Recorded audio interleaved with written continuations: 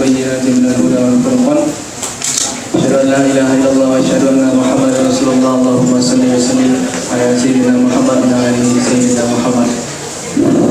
Alhamdulillah, kembali kita bersyukur pada Allah Subhanahu wa taala. Allah Subhanahu wa taala dengan kasih yang masih senantiasa menumpangkan nyawa-nyawa kita di jasad kita masing-masing.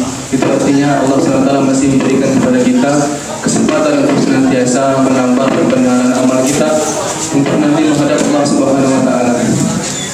Kemudian salawat serta salam kita mohonkan kepada Allah agar senantiasa disampaikan kepada baginda Rasulullah dengan mengucapkan Allahumma shalli ala Muhammad wa ali Muhammad. Perbanyaklah salawat kepada Rasulullah, karena sungguh demi Allah di akhir nanti kita pasti akan bertemu dengan salawat Rasul, bertemu dengan syafaat Rasulullah SAW. Ya. Bahkan seandainya orang-orang yang bertakwa sekalipun, mereka juga pasti bertemu dengan salawat syafaat dari Rasulullah SAW. Baik, pada kesempatan kali ini seperti biasa kita luangkan sejenak waktu kita untuk sama-sama mengkaji tentang agama Allah SWT. Kita tinggalkan kesibukan dunia sementara waktu untuk membuktikan bahwa kita peduli dengan iman kita, ya. Kita peduli dengan iman kita. Kita ini lemah, kita untuk senantiasa merefresh keimanan kita. Satu caranya adalah dengan mengikuti kajian-kajian seperti ini, ya. Baik, teman-teman yang dikasihi oleh Allah Taala, baik yang mendengar di dalam musola ini maupun di luar, ya. Kalau teman-teman sekalian mengikuti perkembangan berita, ya, di beberapa hari belakangan ini ada satu tema yang menarik untuk diperbincangkan. Yang ini menjadi sesuatu yang hangat diperbincangkan oleh masyarakat Indonesia saat ini, ya. Kalau teman-teman mengikuti perkembangan berita pasti akan tahu, yaitu tentang wacana atau ide dari pemerintah DKI Jakarta untuk membentuk lokalisasi prostitusi di Jakarta. Ya, lokalisasi prostitusi ini adalah semacam tempat yang khusus disediakan untuk tempat pelacuran. Ya, jadi ada satu tempat disediakan, silakan yang mau berzina di sana silakan gitu. Pemerintah memfasilitasi. Itu mau didirikan di DKI Jakarta. Sudah ada wacananya. Nah, apa alasannya? Alasannya adalah untuk menekan angka prostitusi di DKI Jakarta. Jadi untuk menekan angka praktek prostitusi itu maka dibentuklah lokalisasi. Itu logika mereka, ya, logika mereka. Jadi saya katakan ketika logika dengan iman tidak lagi bisa dipersatukan, ketika logika dengan iman tak lagi bisa dikompromikan, maka seperti itulah jadinya, ya. Menekan angka prostitusi dengan memfasilitasi zina, kan ini kan ngawurnya luar biasa. Dan memang kalau kita perhatikan belakangan ini memang Gubernur DKI Jakarta itu memang sakit, ya. Kita katakan seperti itu, ya. Saya nggak peduli apa agamanya, ya, apa latar belakangnya, mau dia orang Jawa, mau dia orang Cina, mau dia orang Minang, kita katakan apa adanya. Ya, beberapa waktu yang lalu dia mengatakan tidak perlu dibatasi miras itu, ya, miras itu dijual bebas saja gitu, nggak perlu dibatasi beli bintang itu.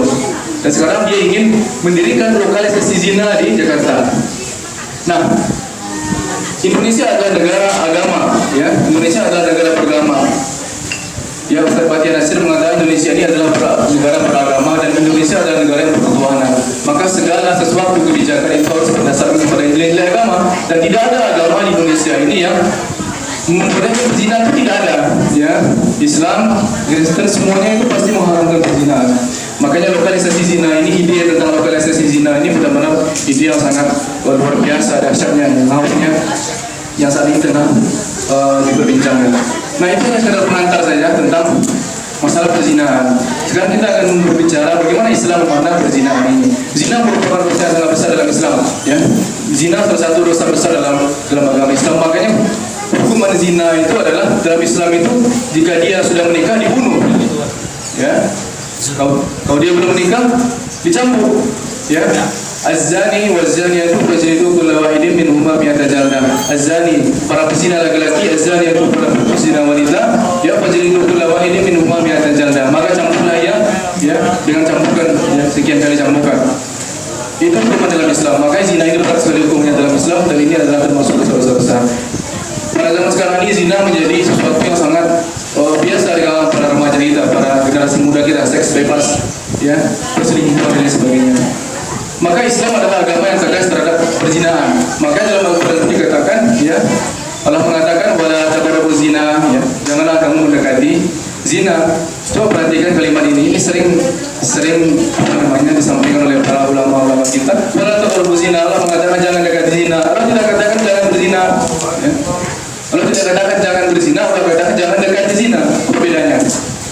Jangan dekat zina itu lebih tegas lagi dari jangan berzina. Ketika kalau orang melarang jangan berzina, maka ada dalil, ada orang-orang bisa berdalil, saya nggak berzina, saya cuma berbuang saja katanya, saya cuma pegang tangan saja, saya cuma pelukan saja, saya nggak berzina katanya. Kalau dikatakan jangan berzina, karena zina dalam pengertian masyarakat kita adalah berhubungan suami istri. Tapi Allah katakan jangan dekati zina. Nah kalau jangan dekati zina, maka otomatis segala yang mengantarkan kepada zina itu menjadi haram hukumnya. Ya. Haram hukumnya dalam Islam, segala yang mengantarkan kepada zina haram. Ya. Nah apa yang bisa mengantarkan kepada zina? Inilah yang kita bahas. Ada pintu-pintu yang harus kita tutup, ya, agar kita terhindar dari zina. Kita ini generasi muda, jangan katakan kita sudah aman sekarang, enggak. Ya. Bisa saja suatu saat nanti kita terjerumus dalam zina kalau kita tidak hati-hati. Kita generasi muda yang lemah, ya, secara akidah lemah, secara iman. Maka ada pintu-pintu yang harus kita perhatikan agar kita terhindar dari zina. Pintu pertama itu, inilah hebatnya agama Islam. Ketika Islam melarang menetapkan suatu hukum, misalnya Allah melarang sesuatu, maka Islam pun melarang segala sesuatu yang mengantarkan kepada sesuatu itu. Gitu. Ya, ketika Islam melarang zina, maka Islam melarang segala sesuatu yang mengantarkan kepada zina. Ya. Begitu agama Islam, ajaran agama Islam dalam agama Islam. Apa yang bisa mengantarkan kepada zina? Ya, pertama adalah pandangan. Ya, jawabannya kita lihat zina itu diawali dari pandangan. Ada nggak orang berzina tanpa memandang kekasihnya? Nggak mungkin. Nggak mungkin tanpa memandang lawan jenisnya tiba-tiba langsung berzina, kan aneh. Ya, nggak mungkin dia nggak melihat wajah pasangannya tiba-tiba langsung berzina, nggak mungkin kan? Makanya zina itu diawali dengan pandangan dulu. Ya, lihat, oh cantik juga rupanya, kenalan, ya, minta nomor telepon, ketemuan, ya, nauzubillah min dzalik, akhirnya berzina. Maka Islam menutup pintu pandangan ini. Ya, bagaimana? Allah berfirman, katakanlah kepada laki-laki yang beriman hendaklah mereka menjaga pandangannya. Ya. Katakanlah kepada wanita yang beriman hendaklah mereka menjaga pandangannya. Jaga pandangan, ini pintu pertama yang harus kita tutup untuk agar kita terhindar, terbenteng dari zina. Ya. Oleh karena itu haram hukumnya bagi seorang muslim memandang bahasanya, mengumbar pandangannya, yang menundukkan. Seorang muslim itu harus menundukkan pandangannya. Menundukkan pandangan itu bukan berarti ketika berjalan dia tanah, enggak. Ya. Menundukkan pandangan dalam Islam itu bukan berarti jalan dia tanah, dan nanti tabrak pohon lebih bahaya lagi. Ya. Bukan berarti menundukkan pandangan itu ketika misalnya kita berbicara dengan, katakanlah di kelas misalnya kita berbicara dengan dosen kita, lalu kita menatap dinding itu, enggak seperti itu. Nanti bisa nggak peneliti nanti, ya.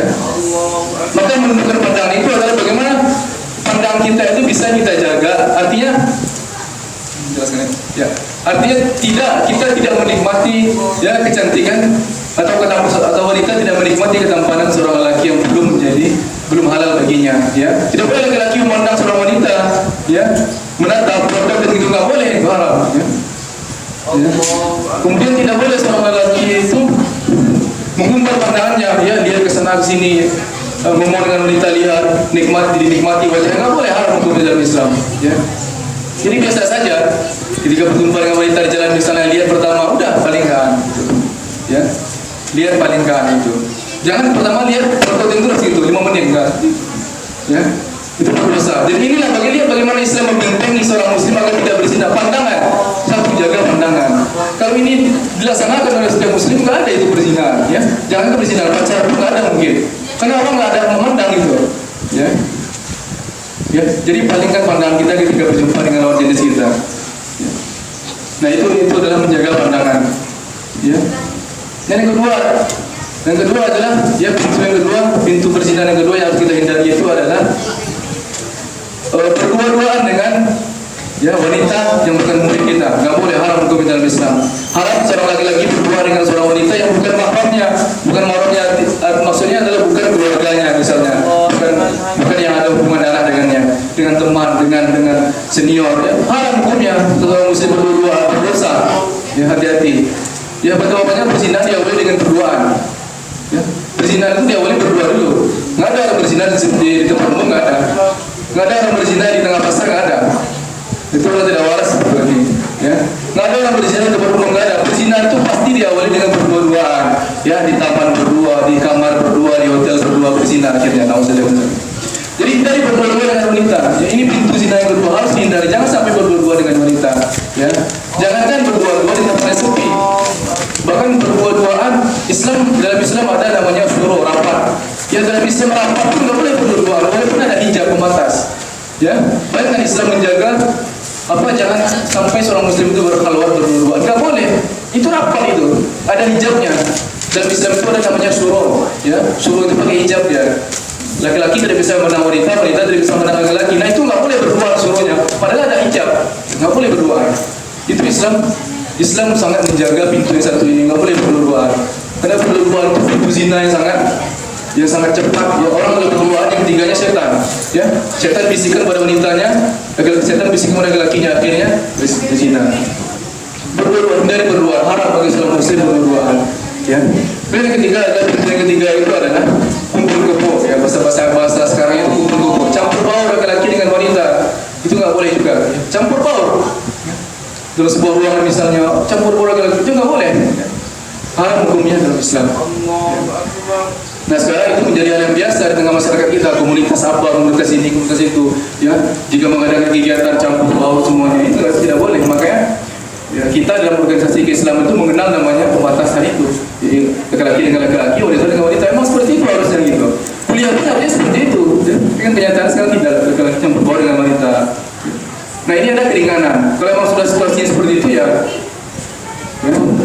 tapi kita harus menghindari juga.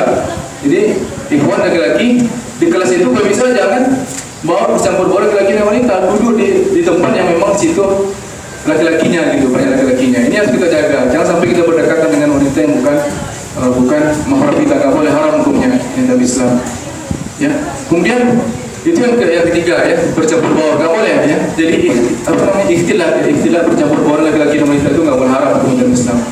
Kemudian selanjutnya adalah bersentuhan laki-laki dengan wanita. Ya, ini lebih dahsyat lagi. Berpandangan, berdua-duaan, bercampur baur, bersentuhan.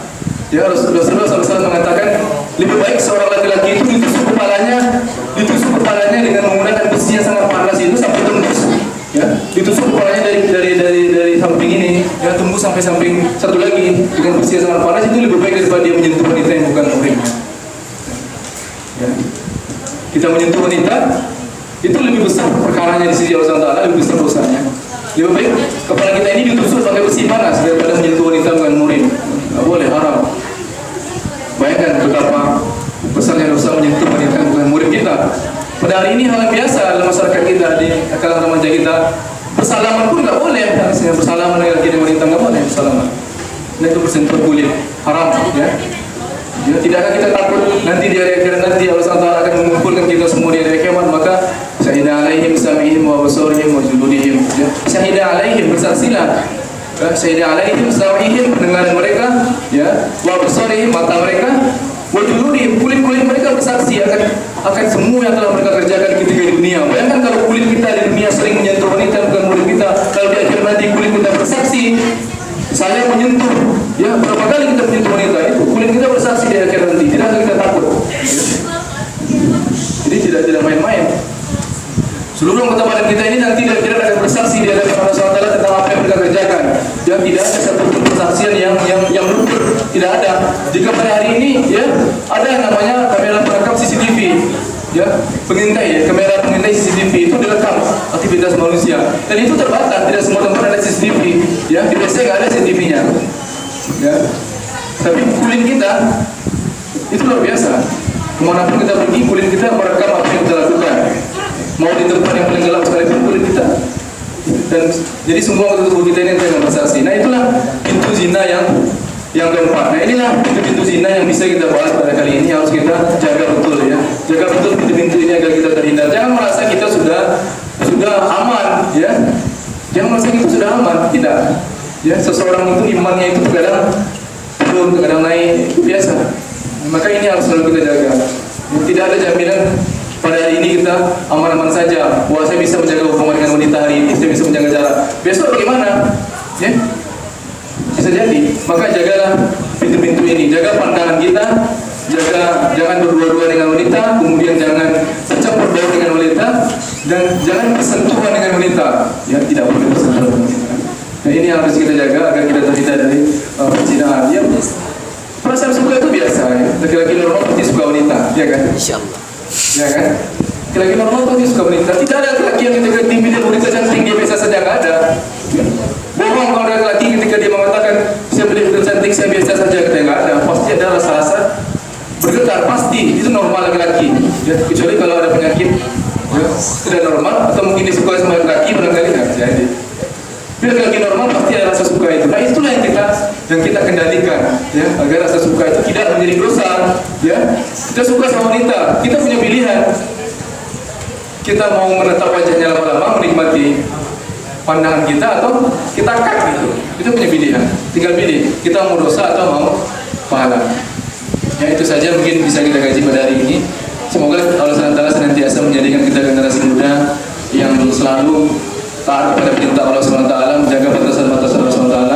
Ya, semoga kita senantiasa diberikan hidayah Allah SWT, hidayah dalam keimanan, menjaga iman yang ada di dada kita, dan menjadikan kita generasi muda yang memiliki akhlak yang bagus, keimanan yang kuat, ya, dan amal yang senantiasa berkesinambungan hingga akhir hayat nanti. Itu saja yang dapat kita sampaikan. Kita tutup dengan subhanaka la ilma lana illa ma 'allamtana innaka antal alimul hakim. Tidak ada ilmu yang kami ketahui, ya wahai Allah Subhanahu wa taala, tidak ada ilmu yang kami ketahui kecuali sekadar apa yang telah Engkau ajarkan kepada kami. Subhanaka Allahumma wa bihamdika asyhadu an la ilaha illa anta astaghfiruka wa atubu ilaik. Billahi taufiq wal hidayah. Wassalamualaikum warahmatullahi wabarakatuh. Waalaikumsalam.